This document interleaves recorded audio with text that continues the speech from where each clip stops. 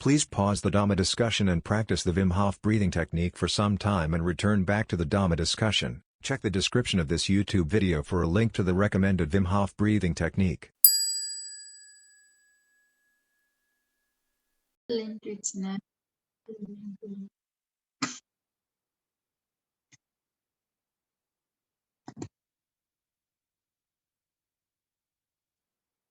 Let the breath settle into its natural rhythm.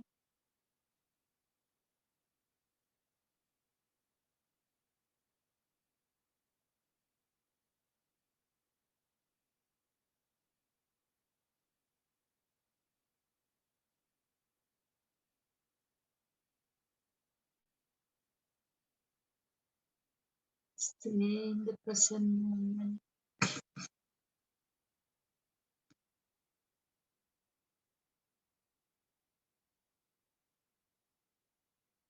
In this moment, protect your mind from unwholesome thoughts. So if you see any unwholesome thoughts lingering, just don't engage. You just can't throw them out, we can't get rid of them. But what you can do, you can observe it and not engage it. So you won't have any chance to stay there. The way it came, it will go away. So when you see unwholesome thought, release, and then you relax. Then be happy that you recognized an unwholesome thought and managed not to engage, you managed to protect your mind. Then you can go back to your practice, repeat. So you can practice the 4 R's: release, relax, smile, and repeat. So at the moment what we are doing is just observing. We are not concentrating anywhere. We just let the mind be, we relax. And we just watch the mind, introspect. Like someone sitting under a tree and watching the sky. You see the clouds come and go and you see the sky. The same way you recognize the thoughts for the thoughts, how they come and go. Don't cling on to them. Let them come and go. You only observe without getting involved. So no concentration on anything, but just let the mind be free. But when you see it as an unwholesome thought, you release, relax, re-smile and repeat.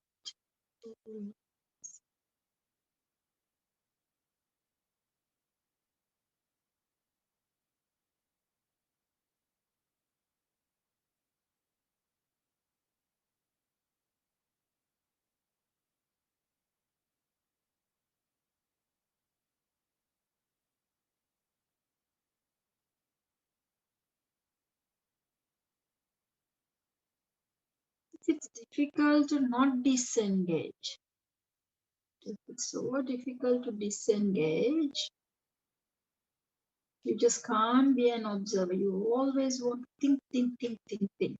Then let's be wise and pick a good thought to choose. There are bad thoughts and good thoughts. It is these bad thoughts, what we call the unwholesome thoughts, that are stemming from the self, no selfishness, the self-centered thoughts. Anything to do with pleasing, wanting to please your sensual pleasures, ill thoughts, cruel thoughts. They're the ones we want to get rid of. And the opposite ones, the renouncing, the loving, kind thoughts, compassionate thoughts, they're good thoughts, good, wholesome thoughts. And they don't stir us up. They don't bring emotions. They calm us down. The unwholesome ones, will develop emotions into emotions. So what we will do now, you can choose a good thought. Let's choose a thought with loving kindness in that message. Like instead of thinking of I want this, I want that, I want, let's shift the self-centered thinking into a selfless space. May all beings be well, comfortable, peaceful, and happy. Not just I want to live peacefully and happily, everyone wants that. So let's wish, may all beings be well, comfortable, peaceful, and happy.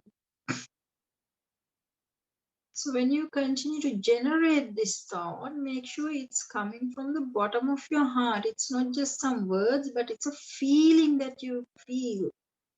You care for everyone's welfare and well-being. So you don't want to see anyone suffering.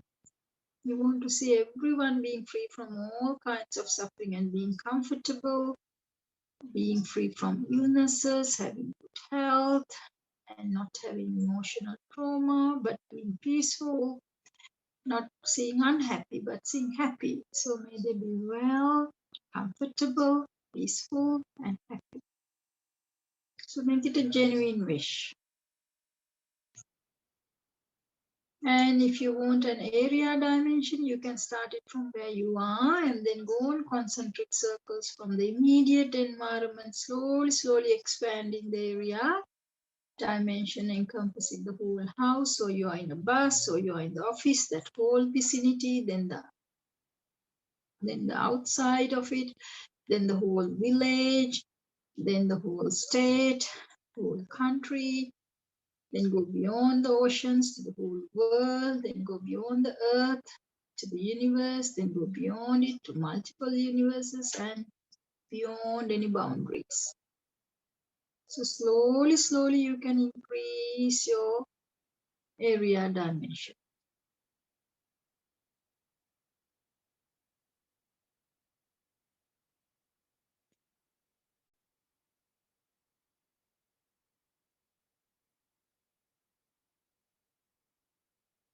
Don't do it to people, to my people, to me, I, myself, and my people. No, this is not about picking and choosing. It's developing this caringness to all beings.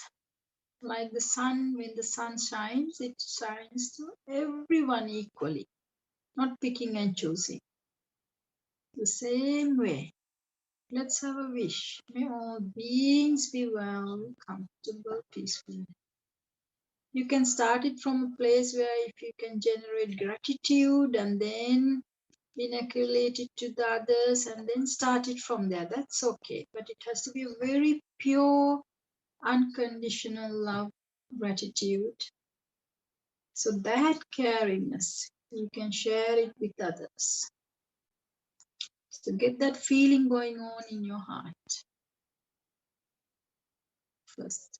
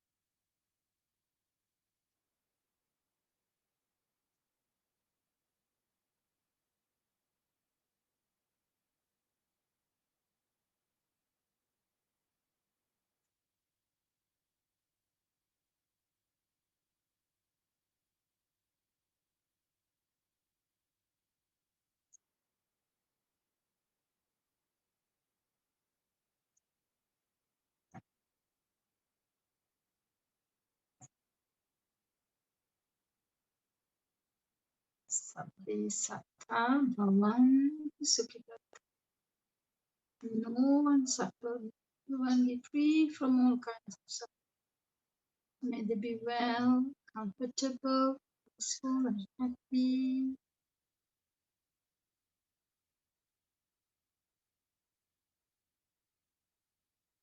If you see any unwholesome thoughts coming, you just release it, relax, you smile, and then restore back to this developing unconditioned loving kindness. It's shifting from self-centered thinking to a selfless thinking. This will activate our parasympathetic.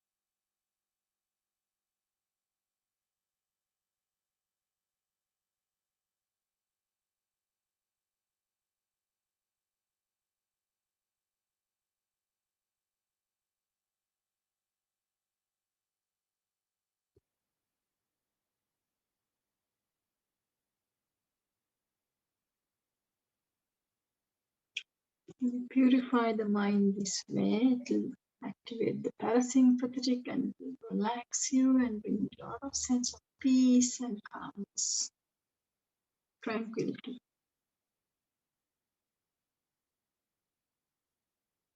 Then we can look into the experience for what it is and develop wisdom. Okay, for now, let's bring your awareness back to the breath.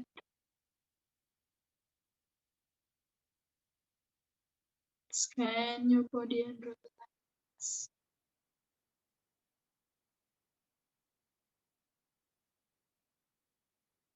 Breathe in slowly but deeply. Hold on to your breath.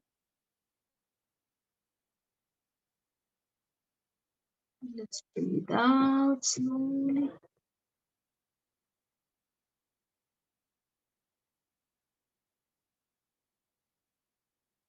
Pause your breath. Let's take 6 seconds for every part. So let's take a deep breath in again.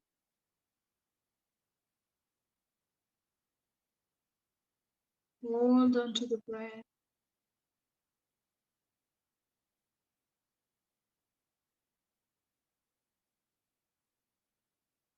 Check your mood right now. How do you feel right now?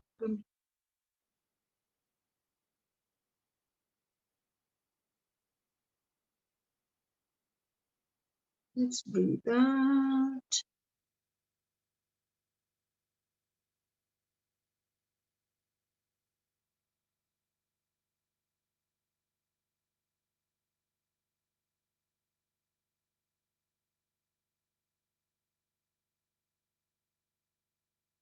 Pause your breath.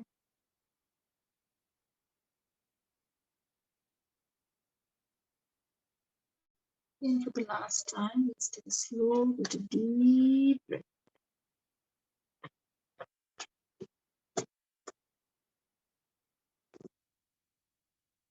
Hold on to your breath.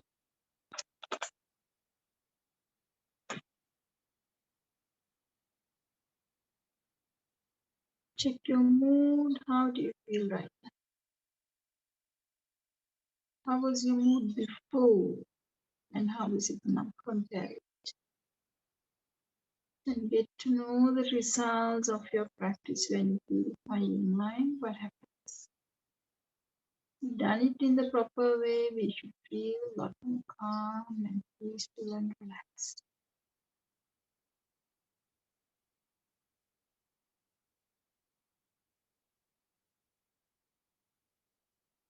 Let's breathe out.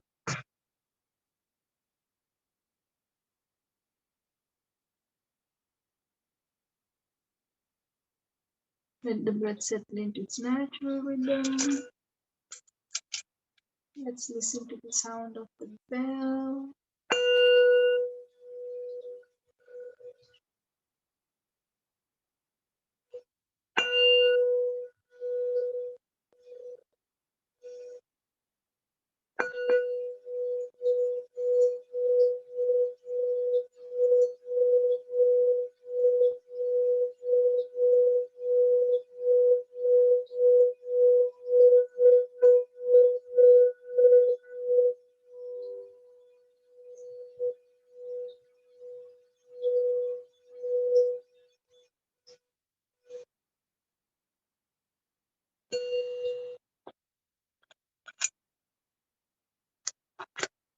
Okay.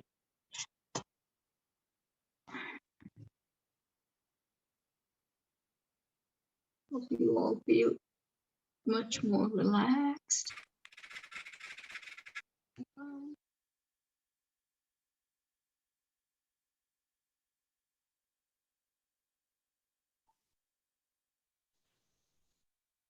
Okay. Now, if you have any questions, you can ask.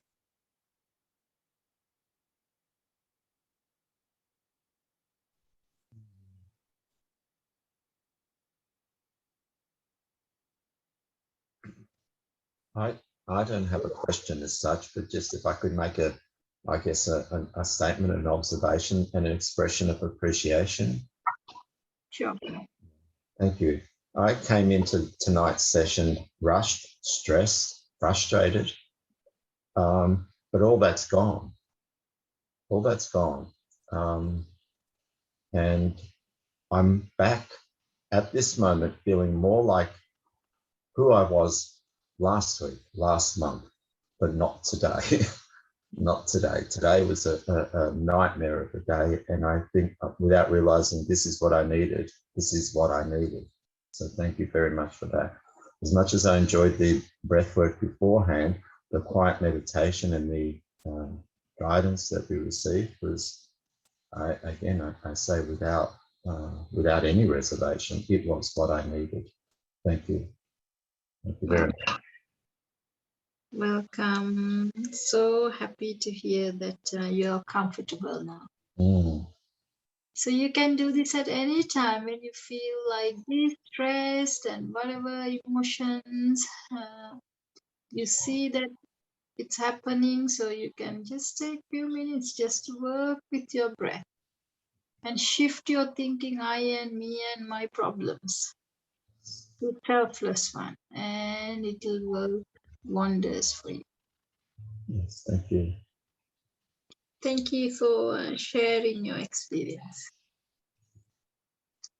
Because that's what ultimately we have to experience, how we should feel comfortable and happy. And this happiness comes, comfort comes, happiness comes for free from within. Yes. That's our quest. This is why we go after everything. That's why we do everything. But it's in there. All you need to know is how to tap into it, how to get there. Yes. So, happiness comes free from within. That is so powerful. Thank you. yeah. Take care, my dear brother. Does anyone else have any question or anything that they would like to share? I'd like to add my appreciation also just to your guidance. Welcome, yes. Makes me feel hopeful. So nice to hear. Yes. Just it's within us. We all can be peaceful and happy. It's just we are not looking at it in the right place. So when you go into the right place, you can just find it there. It's there, sitting there. And when we purify our mind, we automatically feel good. No? Yes. Yes. Yeah. Purification of the mind is the key. Getting rid of the selfishness. And not just thinking of I, me, and myself, and I want this, I want that, I don't want this, I don't want that. Why happening to me? Leave all that aside. Broaden your heart. May everyone be well and happy. May all beings be well and happy. And those messages are taken into the brain in a different pathway, in the parasympathetic.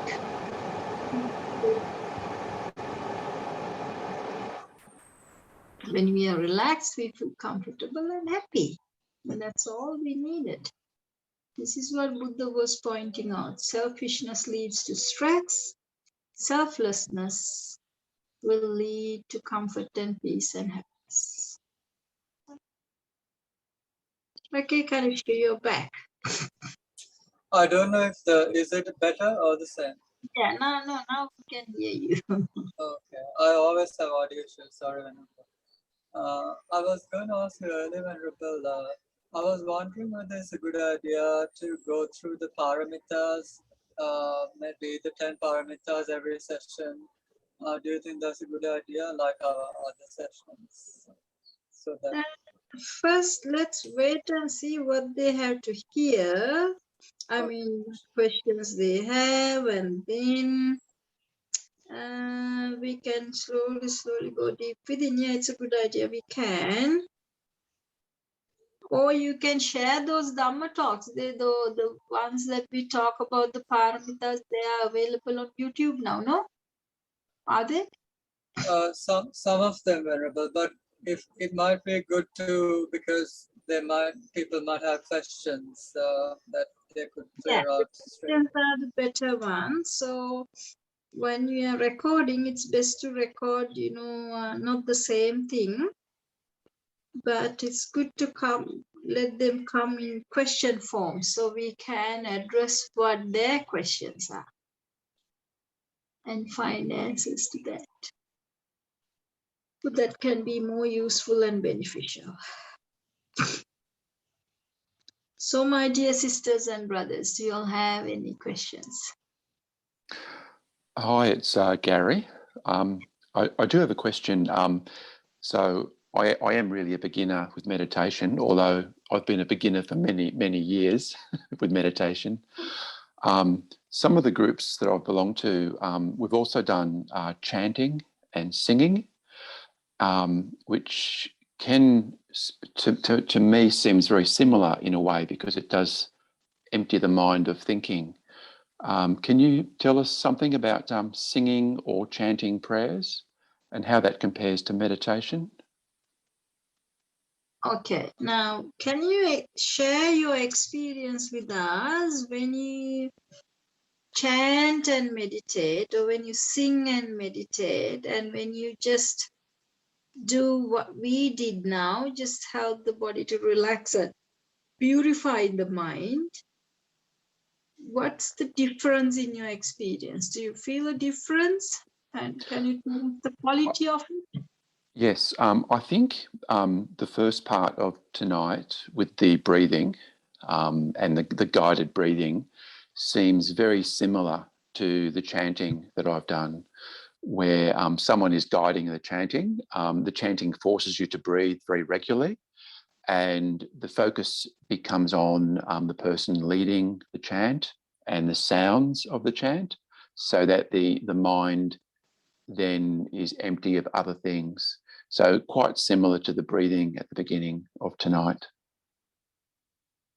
Okay, so after that chanting, how do you feel? And after this breathing part, and when you do the purification of the mind, how is the quality of that piece? Is it the same, or it's different, or how? I think because it's similar. I think because sometimes the chanting often goes for quite a long time. So of course we're only doing the breathing exercise for a few minutes. Because the chanting goes longer, I guess the effect is stronger.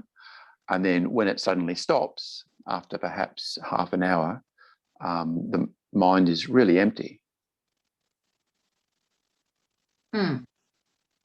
So you feel a similar effect from doing both? Yes, yes. Okay.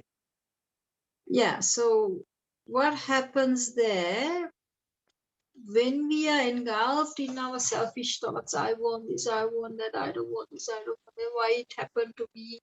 And or if we are only thinking about I, me, myself, and my people, it goes into the fight or flight reaction, and it activates the emotions and the stress. So that is what we suffer from. Our own emotions, our own stress that builds inside. So when you shift your thinking from I base to anything that is nothing to do with I, that tends to take the messages in the parasympathetic, and the parasympathetic will help us to relax and feel peaceful and calm. So that is, you can purify your mind from that way with any method, but it's all temporarily. Only until you do that, only until you refrain from thinking about I, me, myself, and my thinking. The minute you step into the self-centered thinking, again the body will go into the fight or flight reaction, and the stress comes back.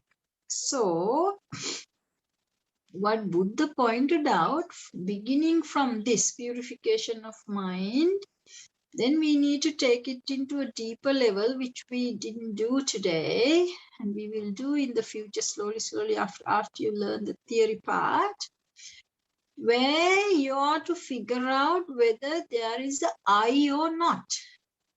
We feel the I, we sense that I am. So then Buddha pointed out, just go in and check where can you find this I. Where does it reside? Where is it? And when we look within and analyze, we really can't find an I. We really can't find someone doing all this, but it's just a mechanism that's happening. When the proper causes and conditions are there, this comes to be. And then when that is not, this is not, it's like that. So when we look deeper, we can't find really an I. It seems like we are mistakenly taking this physical body and the activities of the body as I, me, and myself. So Buddha helped us to go deep within and figure out whether there's actual I or not.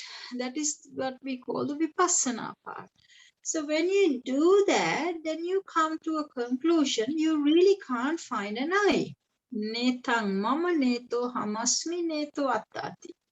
So when you do that, then you're free from I making. So when we are free from thinking of I, the body starts to relax and stay comfortable.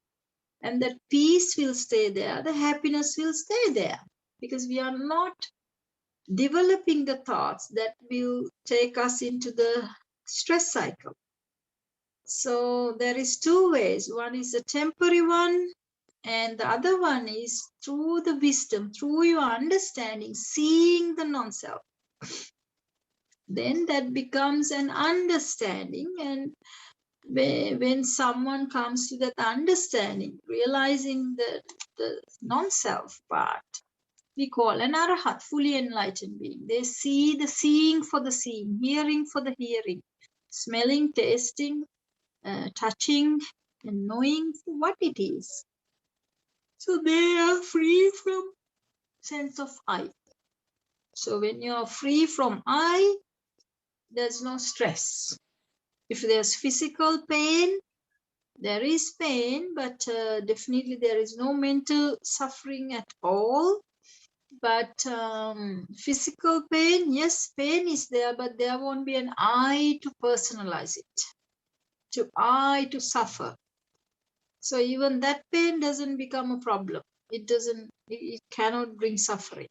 So one is free from all kinds of physical, mental suffering when they realize, who am I? Oh, no I. There is no self doing all this, but it is activities going on. So it is ignorance of the real reality that keeps us bringing this stress to us. So we didn't go into the other part, which we will. So there is two ways. So that's the difference between all the other meditations and the Buddha's teaching, because this will take us to the deep end, to see things as they are, to realize who you really are, to discover the mysterious I, me, myself. Yeah, thanks. I do understand. And I guess one question, and there's probably no real answer to this because it's probably different for everyone. But I guess that first step where you search for the I inside during meditation, I'm guessing it takes some discipline and a lot of regular practice before that really starts to crystallize. Do you think it would take a few months or perhaps a few years to really get strong benefits, or do the benefits come quickly? Yeah, it depends on how quickly you understand, depending on how deep is your understanding. With the deepening of the understanding, it can be even immediate. or it can take few days, few weeks, months. It all depends how much understanding we have. So how much strength in the brain to understand this. So a lot of the times these days, the problem is the brain has a fog because we live with emotions. We are so selfish all the time. It's about I, me, myself. And our body is going on this stress cycle all the time. So we live with emotions. So there's a lot of chemicals in the brain. So these chemicals create the brain fog. So it doesn't give us the clarity to think in the proper way. We can't see even what's going to happen tomorrow with whatever we are doing. We can't even see the consequences. Well, if someone with a good sound mind can see, but with someone who has this brain fog, all these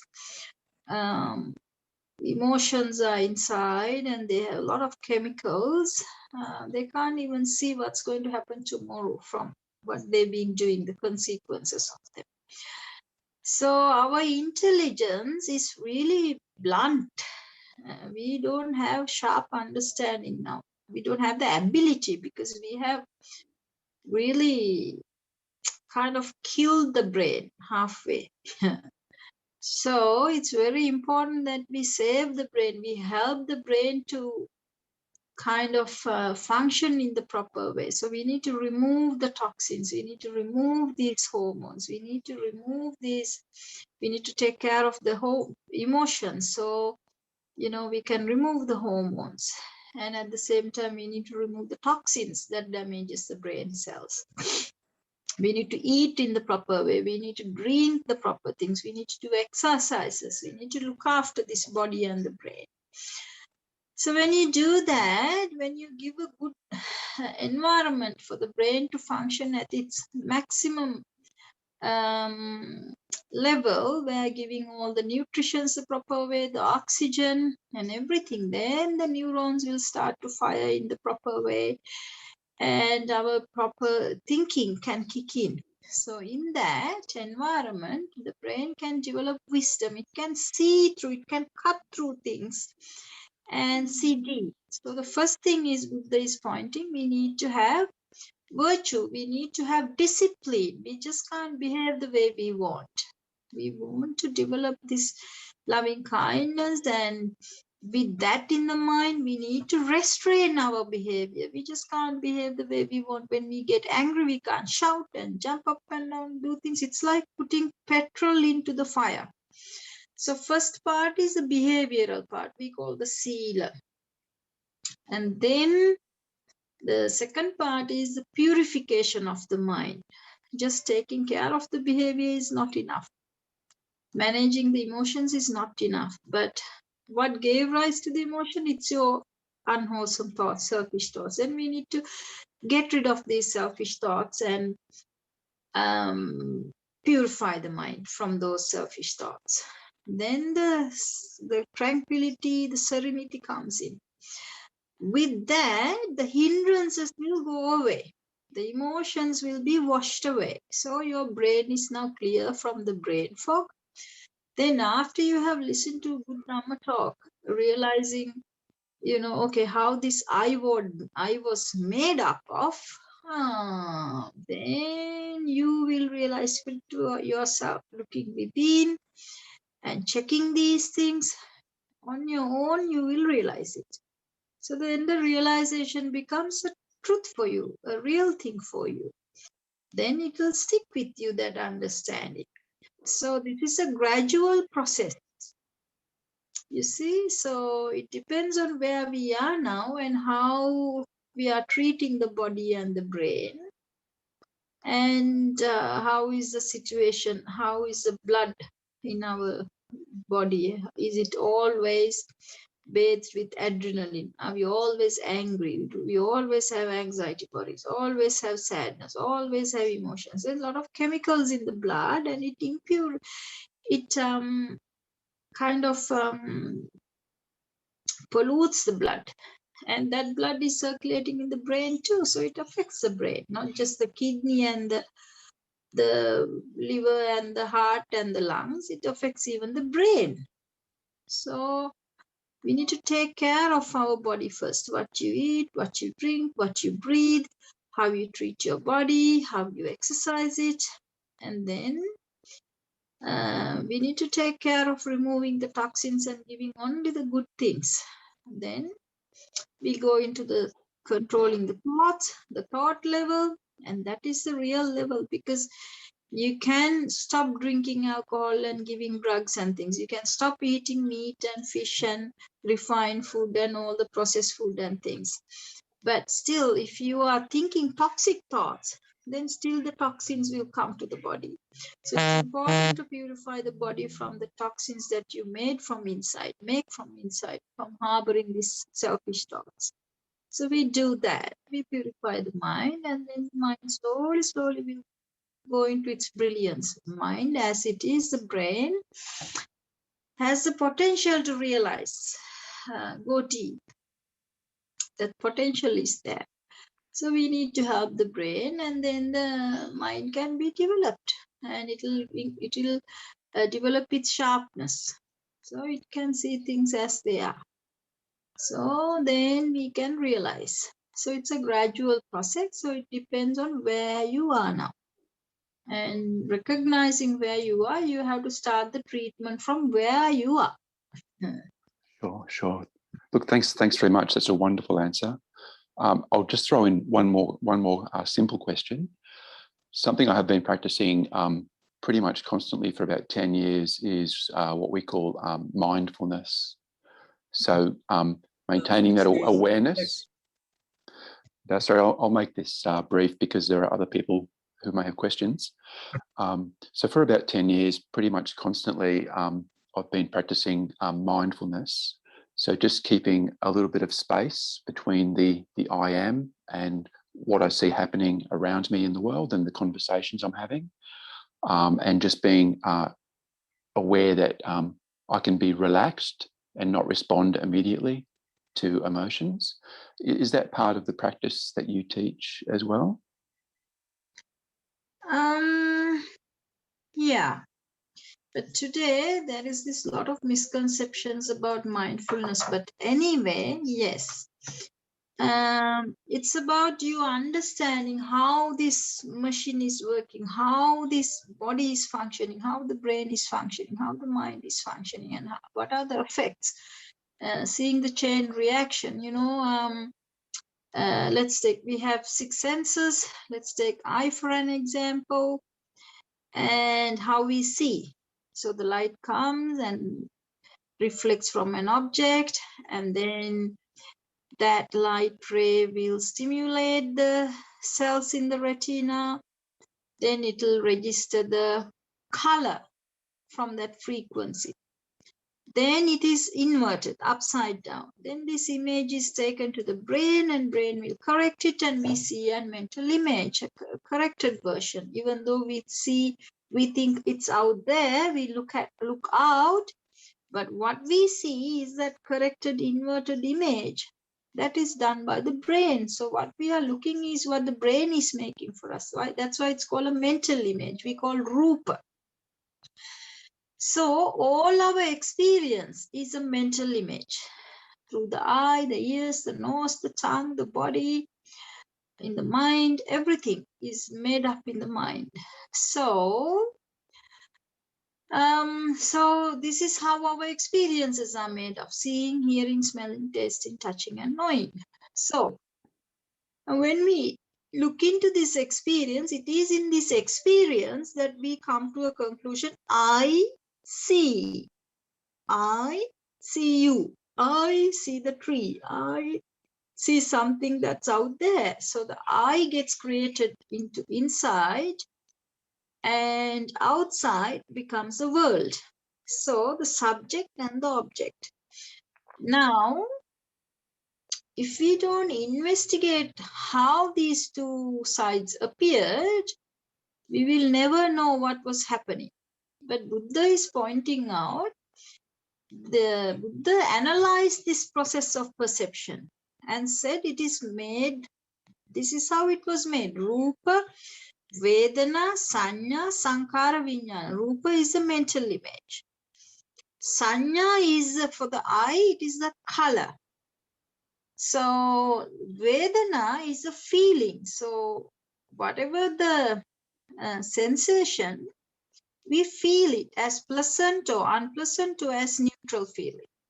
So for this feeling, using this sensation and the feeling, another thing starts from there. The construction starts. If it's pleasant, we like it. If it's unpleasant, we don't like it.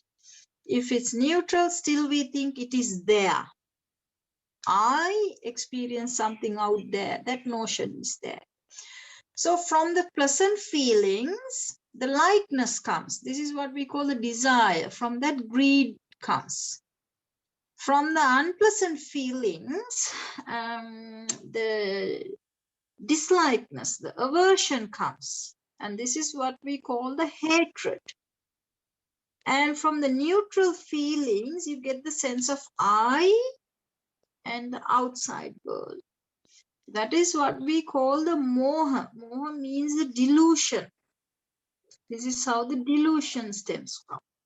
So from 3 types of feelings that we experience, 3 reactions come. And this is what we call the tanha.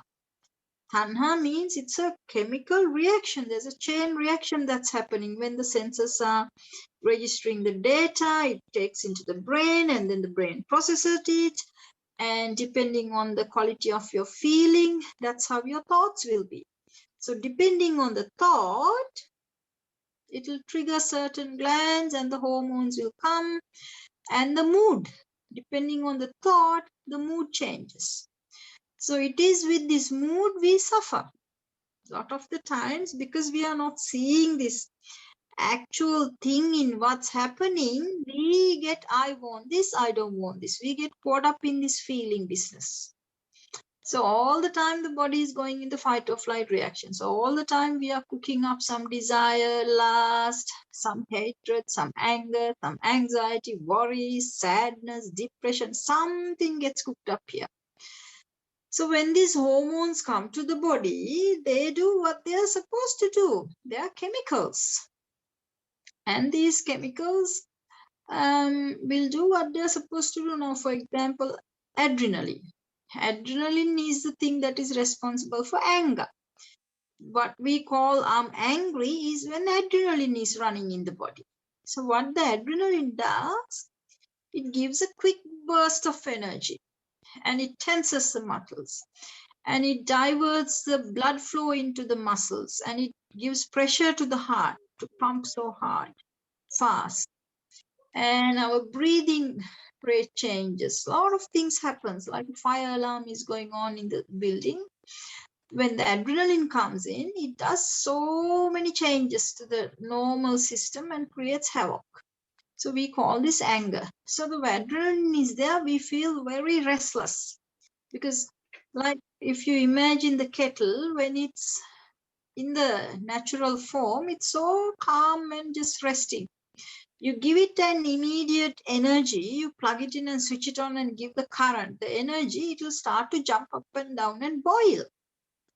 Due to that energy, the same thing happens to us. When the adrenaline gives an instant burst of energy, the whole system starts to jump up and down to the level where you can't sit when you're angry.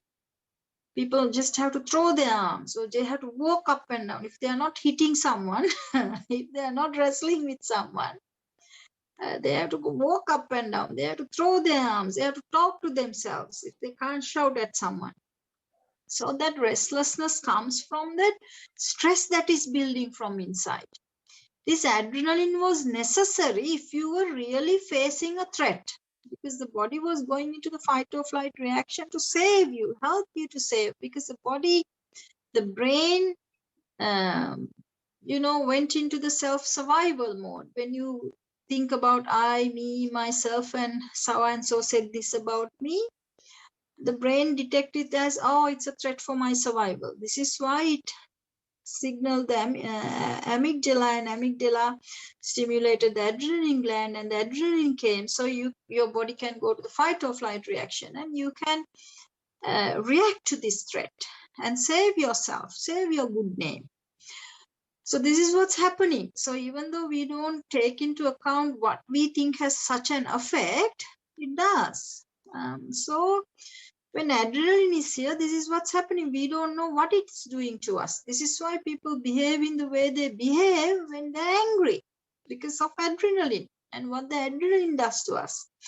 So mindfulness means, it's not the right word. Mindful of what? That's not the word. The real word, the sati.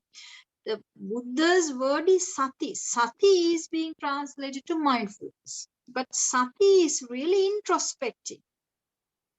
So you introspect. Now, before, normally our attention is outward, outbound. But now you bring this attention within to see what's happening within you. So you understand now how the senses are working, what you're seeing, where is it, and the characteristic of that.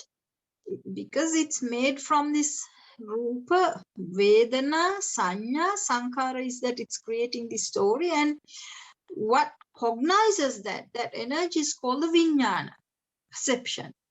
So when you experience, that's what's happening. You're experiencing that mental image and you understand it verbally, what it is, you identify it. That's what we call the nama rupa. So when you understand this internal process, you start to see how this chain reaction is working, how when the senses are bringing the data, when you register it, depending on the quality of the feeling, depending on the thought, how the mood got changed, depending on the mood, how it affected the whole body and the whole system. This is why we have the Kaya-anupassana, Vedana-anupassana, Chitta-anupassana, Dhamma-anupassana. Kaya-anupassana is focusing on the body. Vedana-anupassana is focusing on that feeling. Chitta-anupassana is focusing on the mood. Dhamma-anupassana is focusing on the mind. So now you start to see the chain reaction, how it's affecting. So first, it's difficult for you all to see the mind. We need to use a mirror. So the mirror is the body. So you can see the effects in the body, how the body is, depending on what you feel in the body, tension, the stress, or it's relaxed, you know what's really happening in the mind. So body is the barometer. So you look at the body, you take the breath in the body, breath will tell you exactly what's happening in the mind. When you have unwholesome thought, you will have deep breathing and you will have stress in the body. So when you get rid of it and you allow the breath to, when you purify the mind, the breath will settle down, calm down. It will go subtle and the body will start to relax. So this looking at the body, you know what's happening. So you want to now relax the body. You want to help purify the mind. It goes together. Pure mind brings relaxation. When you relax consciously, it helps to bring calmness and purify the mind. It goes in hand in hand. So first you pay attention to the body. That's what called the contemplation on the body. This is normally translated as four foundation of mindfulness, which is not giving the real meaning as to what Buddha meant. What Buddha is saying is pay attention. You withdraw attention from outside and bring the attention inside and place it on the body. So you start to see this is one place in that chain reaction. You can start to see. Then you pay attention to the feelings. You recognize whether it's pleasant or unpleasant or neutral or how. Then you start to see with the feeling how the thoughts are influenced, how the quality of the thought gets skewed with the thought, with the feeling. And then depending on the thought, how the mood changes. Chitta-anupassana is the mood, checking the mood. So you start to see, wow, in this experience is everything is happening here. It is in the experience that suffering comes, the stress comes, or that you stay relaxed and calm and comfortable. So depending on how we take this, so it's very important we understand this. But what we are doing now is when we have internal suffering, either physical or mental, we start blaming others. You made me angry. Because of you, you closed down, we feel sad. We don't see it's a creation in the mind. We never point the finger here. But if you want to be free from your own suffering, we can't blame the government or this one and that one and the other. Who is creating the suffering is you, within you, your ignorance of this process. So when you look inside and within, you start to see the producer. You start to see the direct of your suffering. Then you deal with that person. Because of this feeling and I didn't like it. My unwholesome thoughts about not liking it develop these hormones, and this is how I feel sad now. This is how I feel depressed. This is how I feel angry. This is how this come to be. You start to see the causes and the conditions coming together and how it's working together. There's nothing permanent here. It's all depending on the causes and conditions. So you start to realize the internal activity, how this is happening. When you go deeper, you start to see this is what's happening. There is no one doing this. No particular person doing, no self doing this. So you come to the realization also, so there is no self doing this, but it's an activity. So when you go deep, you start to become free from I making, free from the ego, seeing this activity for the activity. This is what we call the vipassana. So this introspection helps us to see the reality, see the real thing that what's going on. So sati is paying attention within and understanding what's going on within and seeing it for what it is. So it is being done by introspection. So you pay attention moment to moment, you become aware of what's happening within.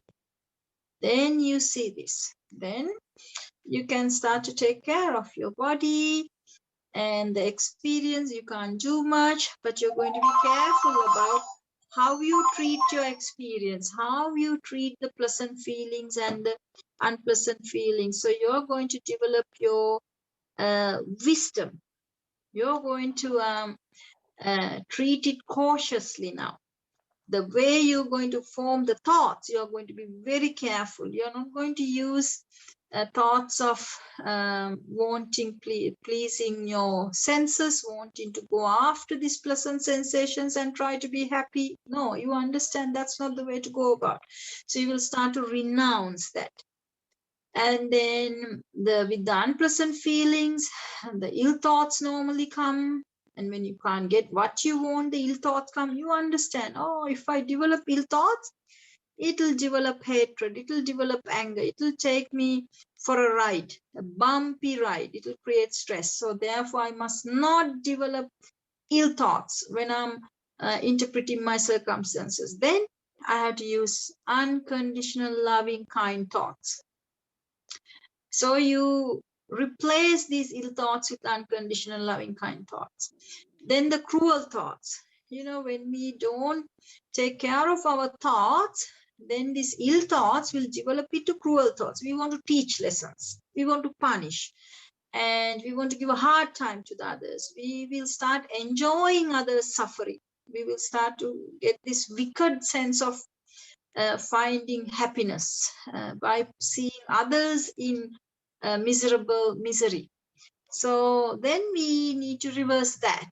That is developing the compassionate thought. Compassionate thought means when you see someone, all you want is to help, to elevate their suffering. You want to not to, pressure them, not to give them stress, not to punish them, not to, make them unhappy. But with such love and kindness, the compassion will come that you only want to help them. So that type of thought. So we need to use only the wholesome good thoughts. Thoughts of renouncing, thoughts of loving kindness, thoughts of compassion in interpreting our circumstances. So that helps us to keep the mind pure, and these pure thoughts will activate the parasympathetic, the opposite of the stress cycle. The parasympathetic will help to relax and be peaceful and calm, and the internal sense of happiness will come with this purity. And so this is the way we first start to control our thoughts, but still you still have the sense of I. But when you start to purify the mind, more you feel calm and relaxed and comfortable, you can easily get rid of this sense of I. And seeing the consequences in developing selfishness and how the suffering comes, you can be very cautious and careful about what you think, and you can choose what to think. So when we do that, when we do it consciously, this is what we call practicing this teaching.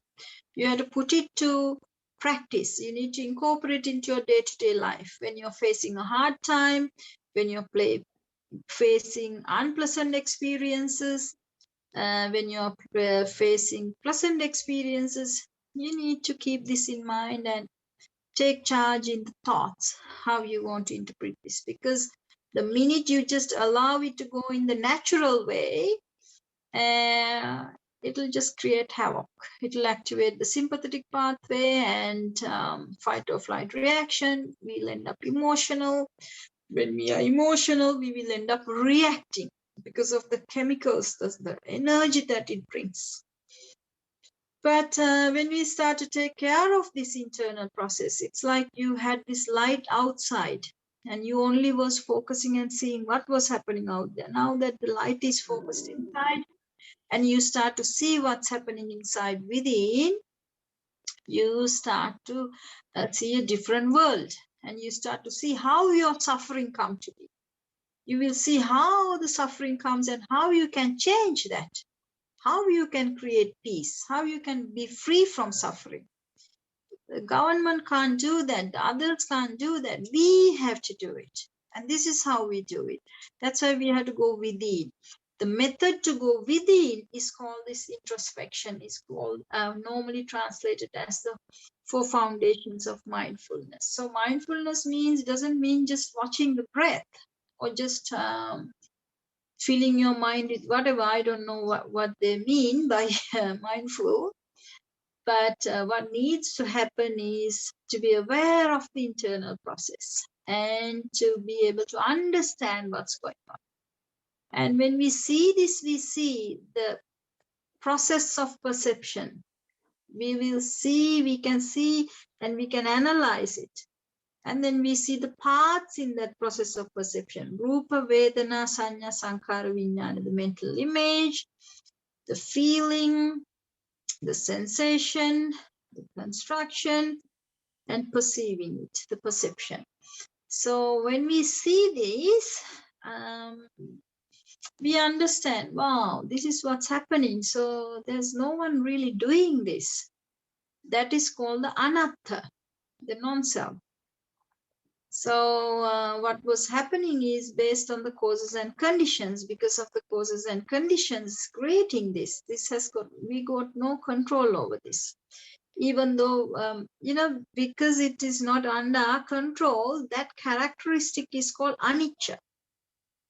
And because when something is anicca, it's not in our control, it brings stress. When things are out of control, what it brings is stress, because our wish is always to be with the pleasant feeling. We don't want to lose it. We don't want to have the unpleasant feelings. But happens. So when it's out of control, all what we do is, if we only have the wish to go through the pleasant to be happy, we will always knocking our head on the brick wall. So what comes is a stress. So here in this process, if you don't see this for what it is, the net result of our experience is stress. This is what's happening today. We are moving away and away from ourselves, and we are only focusing out there, outward things, and we try to develop this gadget, that gadget, all the gadget and luxury and everything is there, worldly way, and we try to be happy from depending on them. Never like before the stress levels are going up, because we are not addressing the problem, where the suffering is coming from. how the real comfort, happiness comes from. So because we are going far away from the truth, we are suffering a lot. So if we want to end up this suffering, end up this stress, depression, and mental illness means you're out of control. Your emotions are totally out of your control. So if we really want to bring this under control, we need to look within. And we need to look in the right place where the suffering comes from and understand how the suffering came about. And when we realize this, we can be free from that, seeing that really, there was no one doing this. Because of the ignorance, it was happening. All we need is enlightenment. All we need is a realization of what's happening. When we realize this, the characteristic of our experience is anicca, dukkha, anatta. It's not in our control. And it brings suffering, it brings stress. And that's all we have here, no one doing it. There is no essence in here, no soul, no one, no I, or no self doing this, so non-self. So when we see this activity, we can be so free. We need to see the activity for the activity. So there is this activity in a dynamic environment, but we all get hold on to a static thing, a static concept, I, myself, my soul. So that's where we gone wrong. So if you want to really realize who am I, we need to understand this, the psychology of and physiology of this, and understand how the mind works. And now that you have heard it in theory, then you need to look into yourself to be able to understand it through you, from within. So then that realization becomes your realizations, and then you will go, wow, that's so true. Because the minute I practice this way, I have control over my thoughts, and I do it in this way, I have no stress. The minute I'm so ignorant about this and I just go the way I want, wanting happiness from these outward things and depending on all these worldly things and the luxury and try to be happy, even if we are gone into the moon and now I'm in the moon, but still I'm unhappy.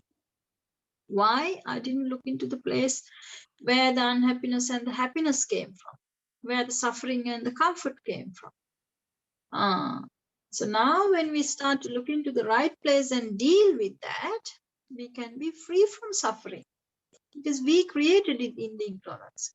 So when the ignorance is removed, we call the avijja. When the avijja is removed, when you bring the vijja, when you bring the wisdom, you bring that light into this and you become enlightened, you're free from suffering because you're not letting the causes and conditions to bring that suffering anymore.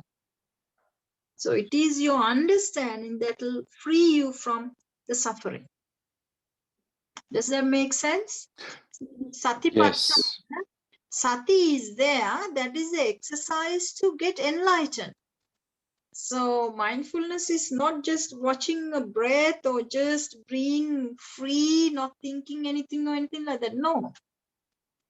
You need to listen to the Dhamma first. You need to understand this theoretical part. Then you need to do the Yoniso Manasikara. You need to move your mind in that direction to see whether this is true. It's a scientific method where you take a hypothesis and then check whether that is true or not. So in the same way we do it going within. Go inside to the lamp. That's inside. Go and watch a TV inside. Go and watch a drama inside. Then you will realize it for yourself. So that exercise is called the Satipatthana, the introspection. When you do that, you will see the parts in the chain reaction and you will see the connections and you will see how to get out of this mess. That's what the Satipatthana is about. Samma Sati. Yeah, thank you. That's a fantastic answer. And I have much, I think, to contemplate in coming weeks. Thank you very much. Welcome. Just go within and see whether that's how it is. So a little bit of knowledge in neuroscience about perception, how the mind works also helps because now what the scientists are doing is confirming. That's how it is. So what Buddha has taught is really the neuroscience. So when you understand that, it becomes like, wow, so true. So today the scientists are also saying very clearly, the neuroscientists are saying we'll never be able to experience a world out there.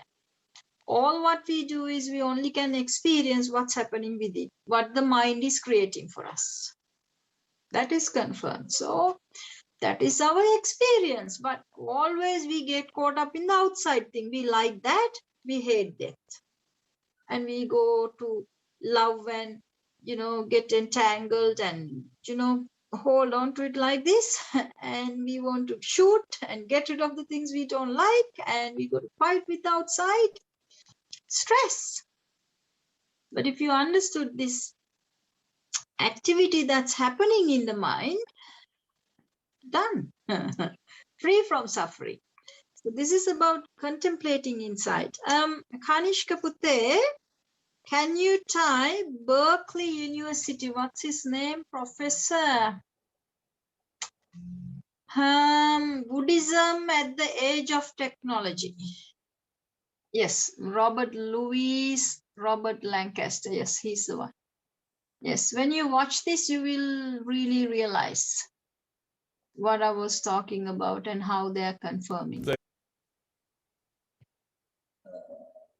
Because it will reconfirm them what I said.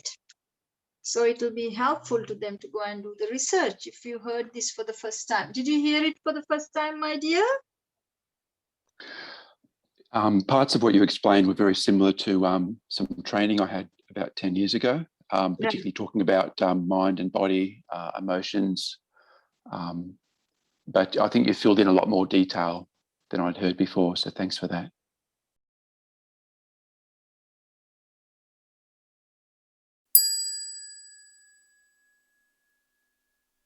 Please pause this Dhamma discussion and watch the video titled Buddhism in a Global Age of Technology from the University of California, from the 25-minute mark onwards, and then return back to the Dhamma discussion. The link to the video will be in the description of this YouTube video.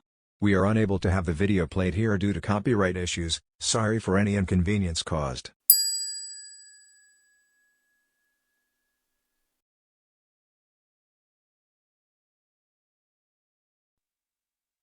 Okay.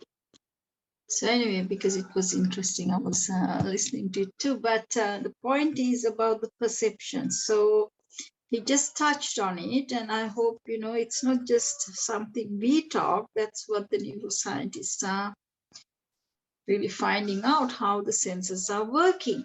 And this is what Buddha was teaching. So what we need to do is go within and look within, and then you will find how this is working. And then you will find, there's no reason really, if you realize the real nature, no reason to go and fight with this or to go and get attached with this or to keep on thinking until you can't go to sleep. It's just like fighting in a dream. So we need to understand the actual reality, the nature of the reality. So then it helps us to free ourselves from this enormous suffering, enormous stress that we are going through for no reason, just for the punishment of having no wisdom, just living in the darkness. For not having the enlightenment, we are paying the price of suffering. So the Buddha's teaching is, out of compassion for everyone who is suffering, Buddha taught that how the suffering comes to be and how you can be free from it if you learn it and realize it. So that's this teaching is all about. That's what the Noble Eightfold Path is. And in that, the exercise, the Samma Sati, that is what's being translated as the mindfulness. But mindfulness doesn't mean that, but it goes very deep and like Professor was showing, it goes deep into the perception. So you need to understand first.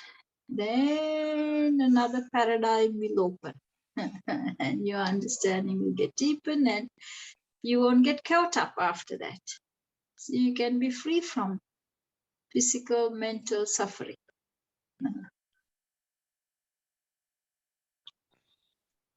So,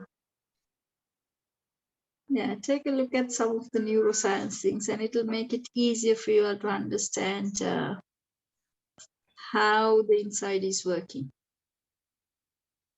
And then next time you can ask questions. Do you have any questions that you would like to ask from what you saw, what we discussed today?